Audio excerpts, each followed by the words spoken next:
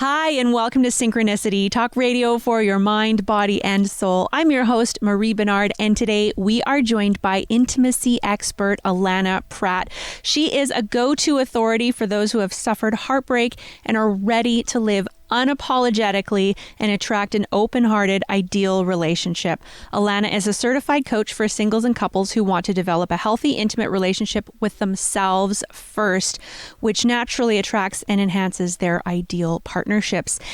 Allana is an Ivy League grad, an author of 6 books. She also hosts the edgy podcast Intimate Conversations, and her new book is Finding the One is BS. Becoming the One is Brilliant and Beautiful. Welcome to the show, Allana. Oh, I'm so glad to be here, Marie, a fellow Canadian. Who Yay! knew? Yay! And I'm so grateful to have this deep conversation about, dating and love during the lockdown, during the quarantine, because it can really close our hearts, but it need not. We can keep them open and still find love. So thank you so much for having me. Oh, thank you. So are you able to still coach your clients through Skype and things like that? Yeah, most of my business, probably 90% of it is on Zoom anyways. And my group calls have been on Zoom, so nothing has changed. If anything, I've been doing more. When it first struck, I said, okay, 14 days, succulent self-quarantine solutions. And I got on every day with my whole community, and I changed some popular songs, and I put these little quarantine words just to laugh and sing and try to sit in the fire of the discomfort that we were all feeling and have a safe place to express. And so, yeah, I'm blessed that my business can keep going. How about yours? Awesome. Well, I work in the hospital, so I've still been working there. When your publicist emailed me, talking about dating during COVID-19 is a perfect topic because we're all stuck here. Yes. And I think that single people are probably suffering the most out of all this. What kind of things are your clients reporting to you? Yeah. Well, I think we all, when we're single, it's really easy to feel lonely, isolated already, and then add the quarantine to the whole thing. And it's really difficult for some people. What I do as an intimacy expert is I invite people to have that intimate relationship with themselves first. So instead of looking for feeling better by having that outside connection, attention, approval, like pour that care, that support, that acknowledgement, that validation into yourself anyways, into like little you inside of your heart. So my clients and customers and community are already used to me talking about, having your own back, soothing yourself anyways, having that conversation on the inside with yourself. And so when it comes to dating now, a lot of them are saying things like, it's so uncertain. And I'm like, when was it not uncertain? Like I know, but it's really in our face. And so the beauty, one of the gifts of COVID-19 is everything that we were pretending was fine. We can't run from it anymore. Whatever was unsustainable, we can't run from that anymore. We were pretending, we were doing fine. No, now it's really in our face. So the good news is, let's dive in. Let's sit in the fire. Let's really do our inner work to find that peace, that safety, that security, that approval on the inside. And so we don't date, because we can still online date. We can still have Zoom dates. We can still have Skype dates. Let's not do it from empty, needy, desperate. Am I enough? Let's do the inner work first, so that when we reach out, we're coming from the overflow, from I'm enough. I'm home, I'm worthy, I belong. And it would be really lovely to connect with someone else during this uncertain time. And maybe, because sex is taken off the table right away with this time, maybe we ask more meaningful questions than usual. Maybe we dive into deeper conversations than we usually would. Maybe we can find an even more ideal partner because we've been slowed down to take the time to connect with ourselves and then connect with others more deeply than we normally would. Thanks for that, Allana. Well, I have so many questions just based on what you just said. Pouring and filling yourself up with that, I imagine that takes time, a lot of coaching with you, but are there a couple tips for just right now that we could do to give ourselves a little bit of a boost with that? Yeah, I know when it first started, I wanted to pour into myself tequila or like a glass of wine or like potato chips. There was all this stress that I wanted to feed that uncertainty with unhealthy habits. So be gentle with yourself. It's hard on all of us. If you've gained a few pounds or your self-medicating has gone up a little bit, be gentle, because what you resist persists. And if we go inside and we talk to that scared little one and we bash her or beat him up with a 2x4 and say, you're wrong and bad, that's going the opposite direction. So first I would say, go inside and just maybe first thing in the morning, put a hand on the heart, a hand on the belly, and just go, hey, sweet thing, how you feeling? And maybe it's going to be like, scared. I feel very scared. And instead of going, it's going to be fine, like sprinkles on top of the ice cream cone of crap, go, yeah, it's okay. You have every right to be scared. I'm right here. I got your back. What else? Keep letting that voice be heard, acknowledge it without fixing or changing it. What else? Hear it, acknowledge it. Soon it will start to calm down on the inside. And then from more of a communion on the inside, okay, so what can we do for ourselves that would fill up our bucket in a healthy way today? And so when you go out to the kitchen, the first thing isn't the alcohol at 9 a.m. or the potato chips. Maybe it'll be like a nice cup of coffee and a journal and a book and sit outside in the sunshine. Maybe it'll be a walk in nature. And I really think this time is good. Like, what really matters? I've been saying this is my priority, but does it really fill up my heart? Like, could we use this time listening to this voice inside to get even clearer on our priorities? Or maybe let things go that we thought were important, but now that everything is so intense, does it really matter anymore if I keep up with the Joneses? Am I really going for success, just for competition with others? Or is it really the deep fulfillment that I'm taking actions for every day? These are wonderful, healthier ways to be in communication with your heart, your soul, even your wobbly parts, with a journal, with walking, with meditation. And then taking that inner dialogue into healthy dialogue with others. So when you begin to reach out dating and you're texting or getting on the phone, don't go straight for what's wrong. Don't go straight for, how horrible it's been. Maybe even frame the question. Tell me a story of where you discovered you were more resilient than you ever knew you were. Or what is emerging in you right now that you never knew was in there, that's getting you through these times better than you ever imagined. Like, you can guide a conversation towards the light and a high vibration. And of course, you can guide it in the other direction as well. The glass is half empty, not half full. Mm-hmm. Oh, wow. Those are some really good questions. I love the tell me a story of a time when you were surprised by how resilient you were. Yeah. And that does it gives so much more information about the person. I mean, it's a connecting question to just have a deeper conversation, but you also learn a lot, which will help you sort through who you might want to meet when COVID's over, right? Yes. Yes. I think it's a great time to discover who people are under pressure right out of the gate. Because we can all look good in our profile and we all look good when things are going well. And then you've been dating them for 3 or 6 months and you think, oh my God, this could be the one.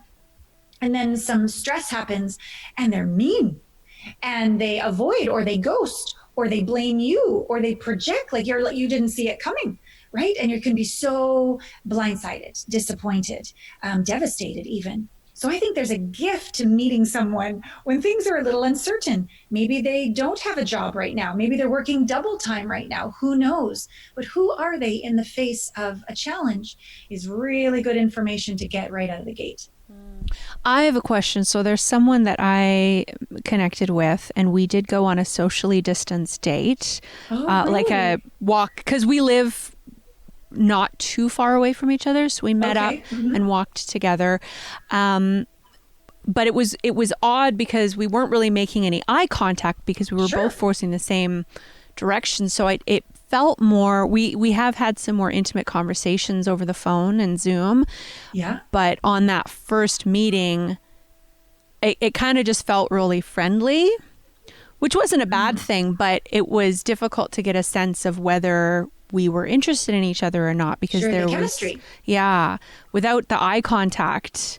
Yes. Yeah. Of course. And were you wearing masks as well to boot? No, we weren't. Here in Vancouver, we don't have to wear a mask. Down in California, do you have to wear a mask all the time? You're supposed to, yeah. Just leaving every store, it's mandated. Like I went to the grocery store and I didn't know this, and I didn't have a mask with me. I just had like one of those material bags for your groceries. And so I literally had to put the bag on my face and tie it behind my head in order to go into the grocery store. Like they're serious.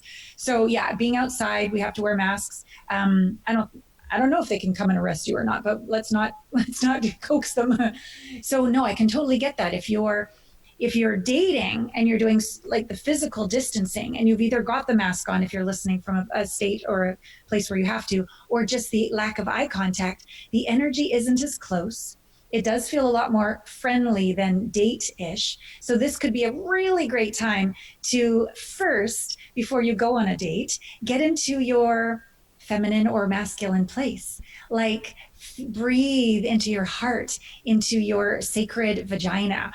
Remember why it's meaningful for you to connect heart to heart with somebody. Why is it important and meaningful for you to have love in your life? And what was it about this person that intrigued you, so that you're already in the mindset and the heart set and the body set before you go on a date to support this either Zoom or physical distancing, and allow the conversation to be of the love nature, of the sensual nature. You can say, tell me a wonderful, story about what you love about being in love.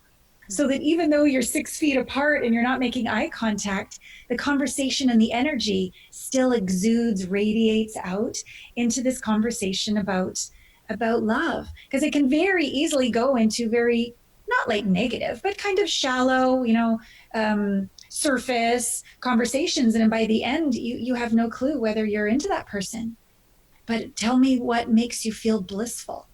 Tell me what moves you to tears. Tell me something you're afraid to tell me. Like these kind of questions could really spark a connection even 6 feet away or even on a Zoom date. Ooh, those are some sexy questions. You've got me really curious to read your new book. So Allana's new book is Finding the One is BS, Becoming the One is Brilliant and Beautiful. And you can find Allana at her website, allanapratt.com.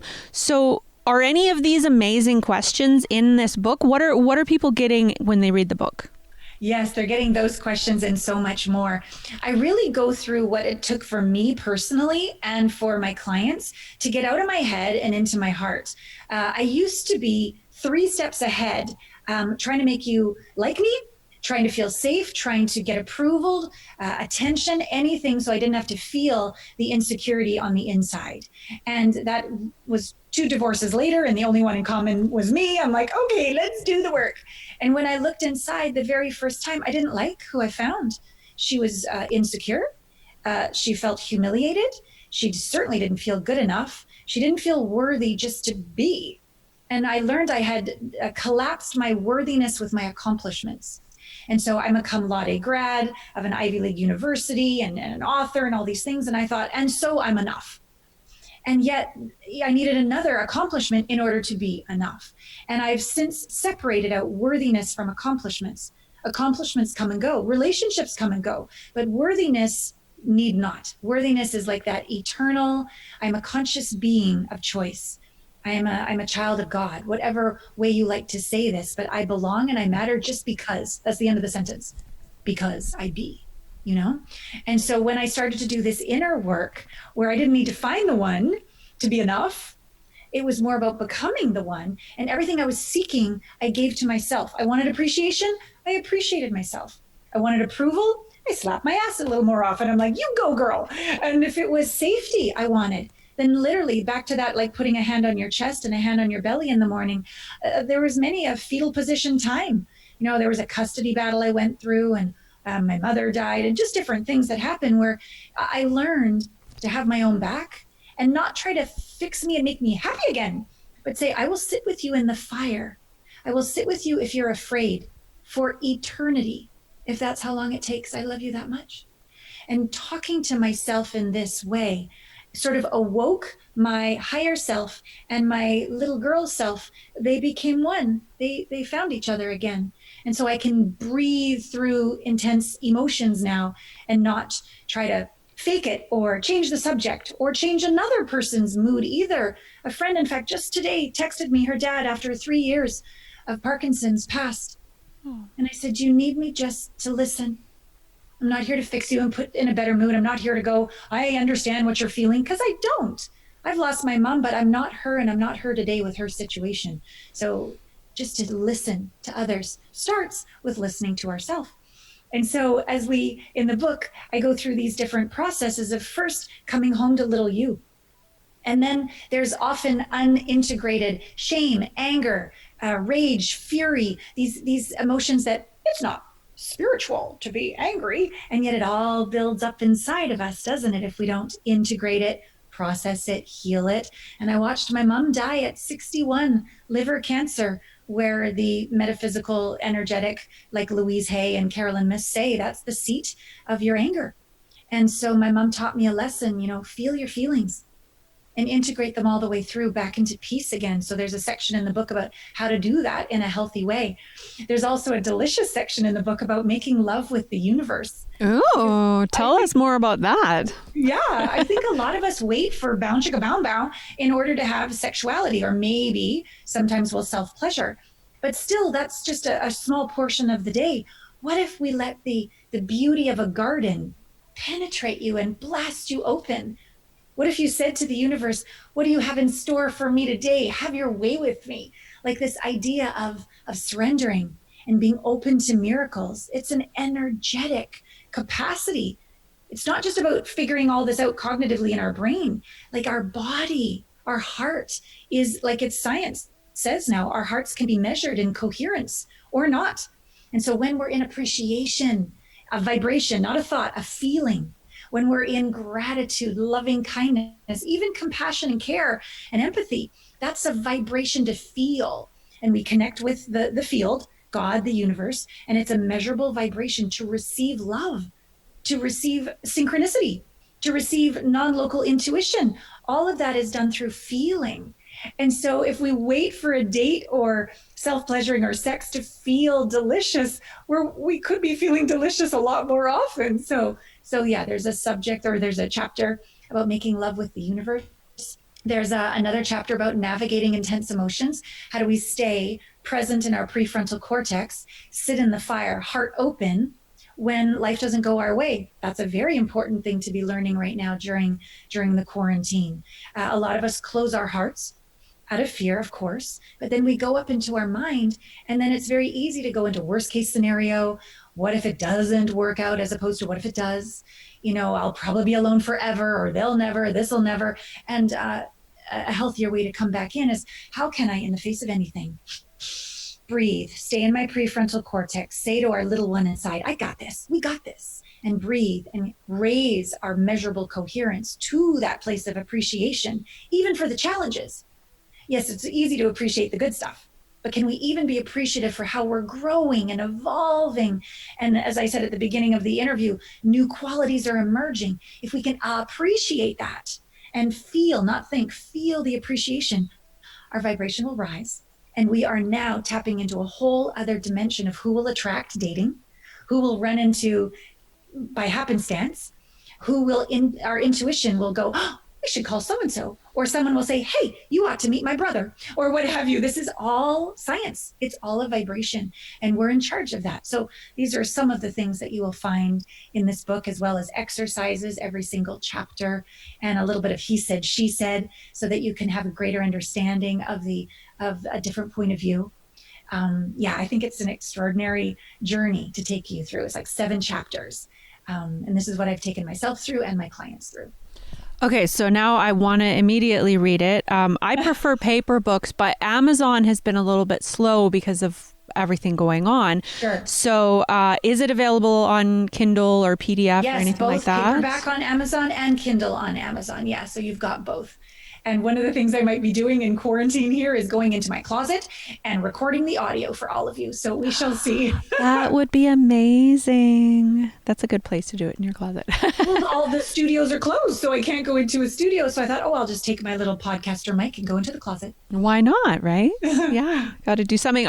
So I guess with your business, you don't really have a reason to go out other than for is it once a week down there shopping? Yeah, once every 7 to 10 days, I go to the grocery store, and I'm house sitting actually right now. So there's a beautiful pool outside. So I try to do that once a day and do my little yoga stretching. But yeah, my business is in fact busier than ever. And I also took on, along with this book, I'm also launching a dating app. It's been on my mind for a long time. And I thought, in 6 months, but I've been saying that for like 3 years. And so I thought, no, humanity requires this more than ever. Get out of my own way, put my own fears aside and serve. And so I'm developing, we're calling it Heartmates. And we're going to have the ability on the app to have your audio or your video date in the app, but have it begin with a heart meditation. Have it begin with one of these questions that I'm talking about here to take the conversation deeper right out of the way, or right out of the gate. Because what I know from my clients is that the fear of rejection flushes up all the heartbreak of the past. And many a date, it's maybe the last 5 or 10 minutes, if any, where you actually just put your walls down, open your heart and be real. But if I could start and help people with the dates right out of the gate to be in your heart, the results and the authenticity and attracting your ideal match just scientifically is going to skyrocket. So that's another passion project that I have right now. Wow. Well, I mean, some people are going to be thankful that this happened so that you could launch that app sooner. Yeah. That's really exciting. So one of the things, so you said don't stop dating just because you can't meet in person, so you can connect over the phone or Zoom.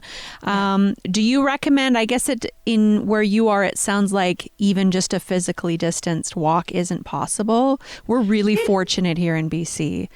It is possible. It's just it's amazing. Even when you turn on Waze for your phone, like to get directions, it immediately says, do you really need to leave home? Stay home. Like it literally pops up like that. So we're really encouraged not to. But of course, people still walk around. So yes, you can do that. But I would say, don't let this time be against dating. What if it's even a better time to date than ever? Because people in general are slowing down, at least people on the spiritual path who are really up for a meaningful life and do personal growth work. Most are using this time to go, okay, what really matters? What really matters? You know, there are most people I know have lost somebody or know somebody who have lost somebody. And we only have a short period of time. I remember my best friend died when I was 16. It was very difficult on the one hand, but on the other hand, it was a gift so early in life to go, hey, we don't know what's going to happen tomorrow. Say I love you when you feel it. Go for your dreams when that evolutionary spark of arises within you. So I say use this time to connect with people on Zoom, to connect with people on the phone. Get out there, be real, be your authentic self. Allow the distancing you can still be sensual and flirtatious, etc. But sometimes when we just go right for the sex, we don't let ourselves see the red flags. This is kind of helping you to go home and go, okay, well, I'm not in the sack right now. I'm going to journal right now. What were the red flags I actually saw? That if you ended up in the sack and all of that lovely oxytocin and yumminess happened from your orgasm, you're like, oh yeah, whatever. He said that about his ex-wife or ex-husband. Like, I'm just going to ignore that. Maybe it's a gift. Maybe it's a gift for us to be even more our vulnerable, transparent, real selves, which of course is a vibration, which will attract its like vibration. What if this is actually the time where you're going to meet that one by first, like my book, finding the one, let's let that go first. Find the one yourself, become the one, and then let that vibration attract with more ease a great person. Thanks, Allana. We're speaking right now with intimacy expert Allana Pratt. You can find her at allanapratt.com. She's the author of 6 books. So is this new one your 7th or is this your 6th? My sixth. Yeah. Your sixth. This is my sixth. So her sixth book is Finding the One is BS, Becoming the One is Brilliant and Beautiful. So if we are online dating and we don't have your beautiful dating app yet, is there some language that we can use that might attract people who are more geared towards growth or intimacy? Yeah, I think it's really important in our profiles to be real with where we are, what we're working on, and what we've grown from, rather than just everybody wants to take a walk on the beach and everybody wants to just say how great they are. Okay, that's super good. But a true person on the personal growth path knows science. And science says that in every moment of life, there is equal pleasure and pain, equal challenge and support. The ones that want to live in the fantasy land is like, pleasure, pleasure. Oh, let's just be happy all the time. And I call that spiritual bypass. It's not like that. And clearly we don't want to be negative all the time. But the people that really push away the pain, those are the ones that do drugs or porn or shopping or workaholics or whatever. So see if you can be authentic in your profile by sharing. I really didn't enjoy, I'll be honest, that divorce or that bankruptcy or the death of my sister or whatever it was. But let me tell you what I learned and why it's important for me to have deep love now. If you read somebody's profile, that they're not bitter, they're not fake spiritual bypassing, and they really took the lesson from it. The very worst brought out the very best in me. That is a clear signal to me that somebody is doing the work, and that when things get rough, they're not going to ghost me. They're going to sit in the fire and do the work, and they're probably going to be a good listener when I'm having a bad day. They're not going to try to go, oh, it's fine, it's fine. They're going to go, got it. Wow, that's big. Tell me more. I'm right here. I'm not going anywhere. I got you. So we can share this in our profile to alert the other personal growth people out there that this is what we're up to. So be transparent, be vulnerable, be positive about the growth, but don't hide where the different difficulties you've been in. And I even think it's important to go, and here's my edge. Here's where I'm really growing and learning. Like for me, starting a dating app, now that I'm in it, I'm like, oh my God, what was I thinking? This is like really hard, and developers in India, like it's going to cost how much? And why can't we? So it's like a really big pill to swallow here. And yet I'm driven by service to my community. And so that would be my edge. I'm like, I'm out of my comfort zone. I've never gone for investor money before. This is new. And little bugs here and bugs there. And I'm afraid to put it out there in the world and people to say, oh, it sucks and be rejected. I'm really on my edge and I'm still showing up. Like that kind of authenticity I would put on my profile. In fact, Marie, I had a Zoom date last night myself. Ooh, tell us more. It was unexpected. Before COVID, I met this gentleman at a charity event, but I never exchanged information. And then my matchmaker friend of all people, we interview each other on our podcast all the time, but I'm in her database. She said, I'd like you to meet this guy. And I said, oh, I met him at that charity event. And so we spoke, and it was wonderful to go, let's see if I lead with vulnerability, how will he respond? Let's see if I lead with, tell me something that's really meaningful about you dating now during this time. Let's see how deep he goes or not. And it was a remarkable call. He was so present. And he said it was so refreshing for somebody who's living her dream, who isn't trying to shine me on, who's authentic. And we talked about the difficulties with our kids. We both have kids. They're grown and how they're both now grown and out of the house. So we're both ready for love. It was really awesome. So I have all this wisdom to share, but I'm no better than anyone. I'm right on the playing field, walking my talk. I have my own coaches as well, just like I coach others. That is amazing. And I like that you took a risk being vulnerable. Yeah. How do you determine, when you're online dating, should you be vulnerable with anyone, or how do you know who's at least worth the risk of testing this out with and who you should just move on from? It's a great question.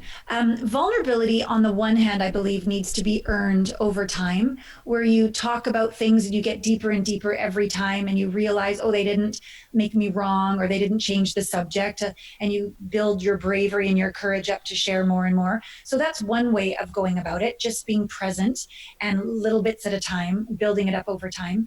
The other way is a decision. And I mean, I don't tell all my dirty laundry like within the first 5 minutes, but for me, vulnerability is a stronger state. It's a more intense state. I will agree. It's an intense state to have your heart all the way open. But whenever I close my heart, I so quickly, Marie, go into people pleaser. I so quickly can't hear my intuition. I can't hear my gut, my intuition, instincts anymore. I don't feel like the universe has my back and that I have little U's back. I'm closing down and I'm disconnecting from the universe, myself, my intuition. And I try to say all the right things really, really fast. So it's a personal choice for me to keep my heart splayed wide open, and still be at choice, still be discerning, but that I choose to have full access to my intuition and instincts, full access to any divine downloads that are coming through, full access to my body going, the energy feels weird, or, oh, it feels quite at home right now. Like my body and being and my energetic field is going to tell me that. And when I close my heart, I can't feel that. But when I open it all the way vulnerably, I can. So that doesn't mean I say everything. I'm still at choice of what I'm choosing to share, but I'm all the way open to pick up and be my best self and pick up on who they are. And that's how I trust myself. I can't trust another to be a certain way because I can't control another, but I can trust myself to know what I know. And it only happens when my heart's open in vulnerability. And so I even have this free series for women called Vulnerability is the New Sexy, because I really do believe we need a rewiring that our vulnerability is actually our strength, not our weakness. Mm-hmm. And it sounds like you're talking a lot about discernment and intuition. And I feel like I'm pretty good at being vulnerable. Yeah. But then I think that I just naturally sometimes say too much and then I regret it. So it seems like I'm being vulnerable, but not mindful enough. Oh, the blend. Yeah. Beautiful. If you could sort of imagine like your spine would be your discernment, and then your open heart would be the vulnerability. So it's not just a vulnerable open heart, like doormat, say everything, or be able to be hurt by another. You still got your spine there as well, where you can go, not okay. Like I'm not with a date, but with an interview once, the person that I was interviewing on my podcast was kind of mean, judgmental. And within 5 minutes, my spine, heart open, right? But my spine said, you know what? I don't think this is a fit. I'm not here to be judged. I'm here to feature you. And this is a show where we're kind. We're honest, but we're kind. And so you can show up and have a little fierce love there when you're vulnerable as well. I would slow down, and whenever I make a choice to share something, the step right before that, and I'm pretty good at it now, I've been practicing for a while, but it's sort of a question like, will sharing this be a contribution, an up-leveling, a gift to this moment or not? And throughout the day, I'll be like, should I call this person now? Would that be, or no, wait till tomorrow? Okay, like I'm always listening to energy, always listening to my intuition, whether this will be an uplifting for all, if it's a no or a not yet or a yes. And so maybe an extra skill in the dating realm to balance out the discernment and the vulnerability is just take a little beat. You can even say, I'll be right back. I'm just going to go to the bathroom, go sit on the toilet and just go, okay, truth, heart, belly, sacred yoni, or men, your balls, or just like get into your body. So truth, I choose to share about this. What's the energy of that choice? And your body will tell you, your heart will tell you, your being will tell you, light and expansive, and maybe a big inhale, or maybe you'll hear a word yes, or maybe you'll see a vision. Like people normally get like thoughts, images, emotions, body sensations, that like the content speaks to us in different ways, but you'll get a clear yes or a clear no. And if you get like a nothing, like a flat line, either ask another question or a more clear question, or just zip it. If it's not a yes, if it's not a hell yes, it's a hell no. And just wait for the next time. And the other piece I would say, sometimes when we say too much, it's that we just want to be heard.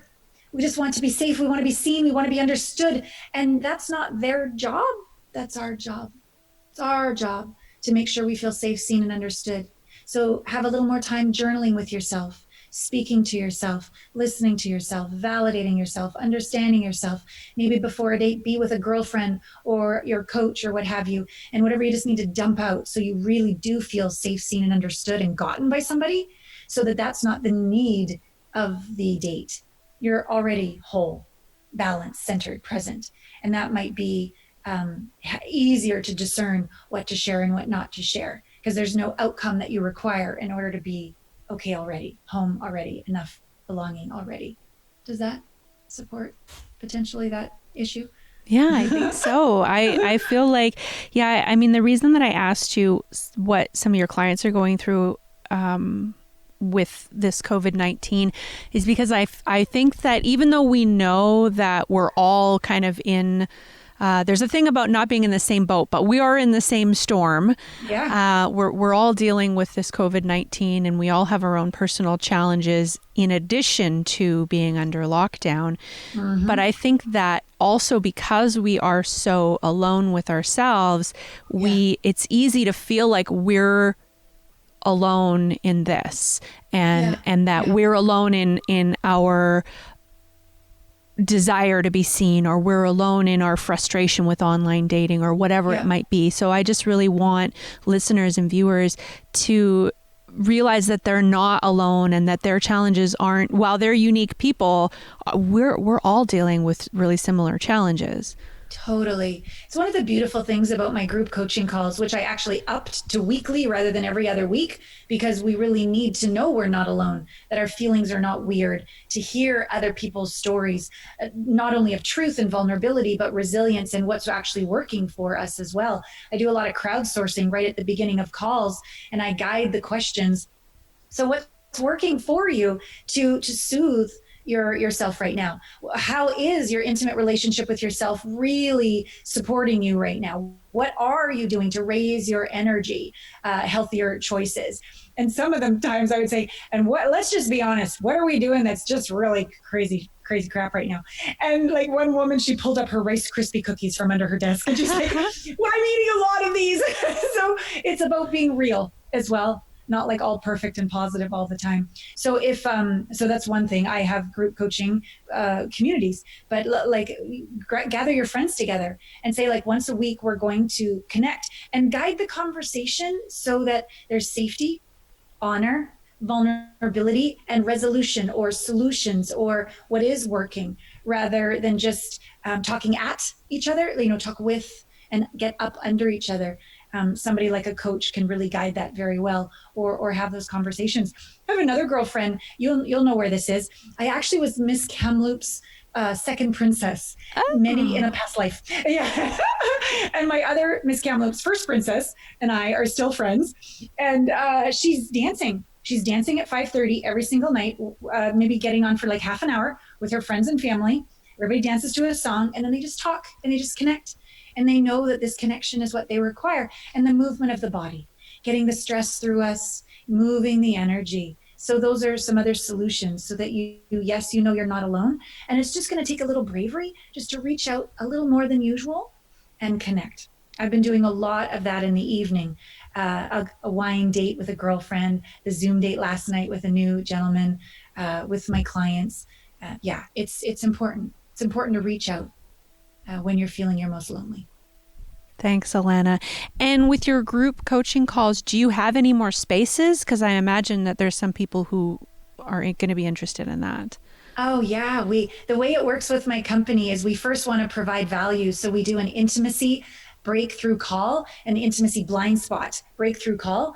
And my intimacy success advisor, we know that if we could figure it out ourselves, why we're not in the relationship we want to be in, we would fix it. Right? And I'm smart, you're smart, everybody's smart, but nobody can see their blind spot, me included. And so I've trained my intimacy success advisors so here's the challenge. And we think this is the problem, but if it was, we would have fixed it. So to get underneath it, to really shine a light, to go, oh, that's why. And then we go to the root cause. I like to be very efficient in my coaching with the root cause. So once that call is over, if people get value and they see this is a great fit, we invite them to move forward into one of my different programs. The group coaching, I have a purely digital program. I have VIP programs where we, not right now, but we will be going on retreats at some point. And so, yeah, I would love if this feels like a fit, if my point of view, my message, my energy feels like a fit, you would go to allanapratt.com/connect. allanapratt.com/connect. And that's how you connect with my intimacy success advisor for a call and to see if you're a fit for this group. Some people have been in this group, I swear, for like 10 years. Some people are brand new because they knew now is the time that they needed the extra support. And across the board, it's safe, it's non-judgmental, it's unconditionally loving. I promised I wouldn't swear. I wouldn't say the full word of my book title, but I do drop the F-bomb from time to time. I'll just put that right out there for people. I'm from Kamloops. Come on, we all have trucks, and it's a very safe, really loving place for people to feel home. A lot of people say it's the family tribe that I wish I'd always had. I normally get told I should be different, but here I get told exactly how I am is perfect. And yes, I do my work. But I'm loved and I belong. So it's a privilege for me to be with these people every week. I love them. Yeah. What you said about being perfect and doing your work, can you say a little bit more about that? Because I think that there can be some misunderstanding about that.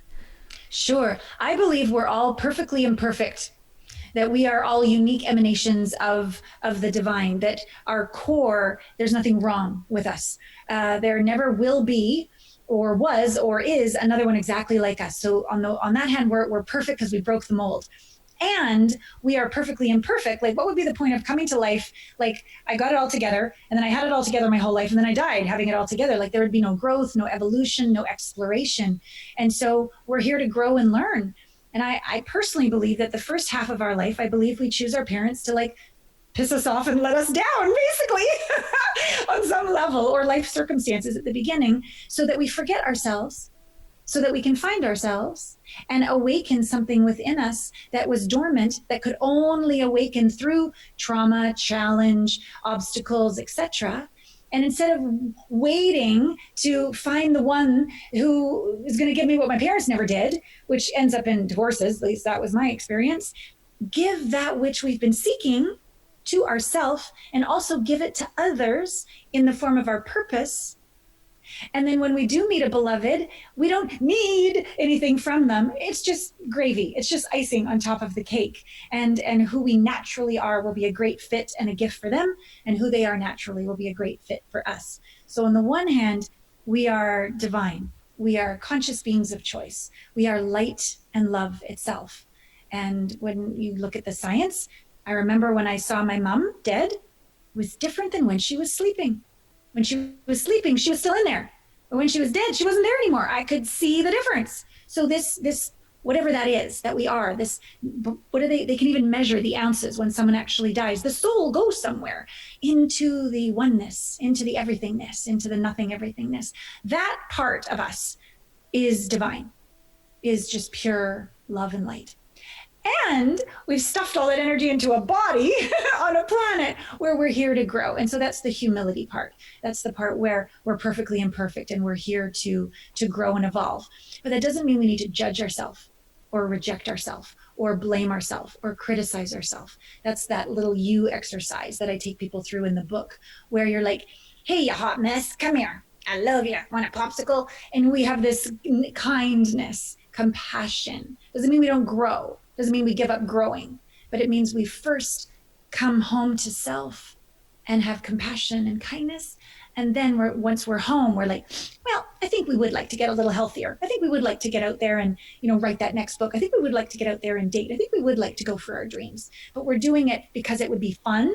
We would grow and evolve, not because we need to do anything to make up for not being good enough or to prove that we're good enough. I hope that was more clear. That's beautiful. Thank you so much. And Allana, we're just about out of time. So I'm wondering, what do you feel like is anything that needs to still be said that I haven't asked about? Yeah. I think the main thing I want people to really take from this is that just like the glass is half full or half empty, this could be the worst time. And it's true. There are people that are suffering and dying, and not to make light of any of that. That is true. And if we could look towards this of what's right about this, what's the gift in this?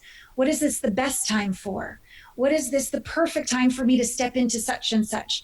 Why is this helping me to slow down and really discover what matters? What's essential? What can I let fall away and die so that I can be rebirthed and step into something new? Like, use these intense times for good for yourself. Because it's just intense. It's not bad. I believe it's not good, bad, right, wrong. I just believe that it's intense. Well, orgasms are intense, and we have no problem with that, right? But when the intensity comes in the form of fear or anxiety or overwhelm, we think that's bad. What if it's not?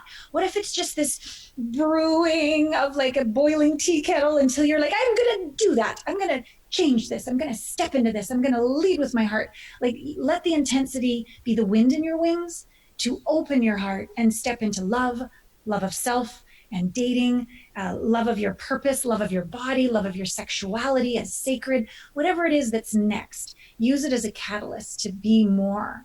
And I feel like that's what the universe is asking those of us on the conscious path to do. It's wind in our wings. So take it as such. Beautifully said. Thank you so much, Allana. So Allana's new book is Finding the One is BS, Becoming the One is Brilliant and Beautiful. And you can find her at allanapratt.com. And it seems like there's a lot of different ways that you can connect with Allana through the book, which is available and on Kindle as well. So that's wonderful. Yes. And I just really want to thank you for spending time with us today and sharing some of those juicy questions and your energy. It's been really fun chatting with you. Oh, likewise. Thank you so much for the privilege. And I love that we had a Canadian moment too. That was a bonus. Thanks again. Have a great day.